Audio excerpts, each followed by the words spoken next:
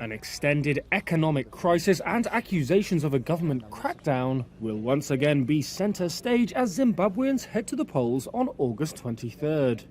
Here's what you need to know about the presidential and parliamentary elections. There are 11 candidates vying for the presidency, but this contest boils down to a clash between two people. On one side is 8-year-old incumbent President Emmerson Mnangagwa. On the other, Nelson Chamisa, the 45-year-old leader of the opposition Citizens Coalition for Change. Mnangagwa is a former spy chief who took over after Robert Mugabe was toppled in a 2017 military coup.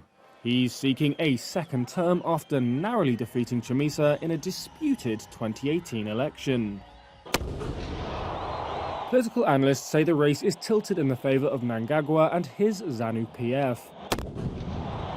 It has governed Zimbabwe since 1980 and looks set to exploit its control of state institutions. State media gives a little airtime to the opposition, and police routinely stop its campaign rallies.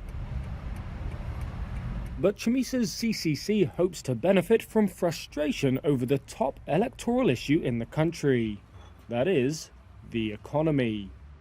Hopes that it would rebound under Mnangagwa in the post-Mugabe era quickly faded. Zimbabweans have been left grappling with acute shortages of electricity and soaring prices. Year-on-year inflation reached 176% in June, among the highest in the world. The Zimbabwean dollar, reintroduced in 2019, depreciated by more than 80% this year. Unemployment remains high. Zimbabwe has also struggled to attract international capital to revamp infrastructure and sectors such as manufacturing, tourism and mining. That's due to its $14 billion of foreign debt, nearly half of which is in arrears. To clear the debt, Zimbabwe needs to normalise ties with Western nations, with whom it fell out in 2000 over rights abuses, disputed elections, and the violent seizure of white-owned farms. Western governments say Mnangagwa has not implemented enough reforms to justify the full restoration of ties and financial support. Sanctions must go. Remove them now. Nevertheless, Mnangagwa says his government has created opportunities for locals by supporting their involvement in sectors such as mining and agriculture. His campaign speeches are often punctuated with nationalist rhetoric reminiscent of African independence struggles.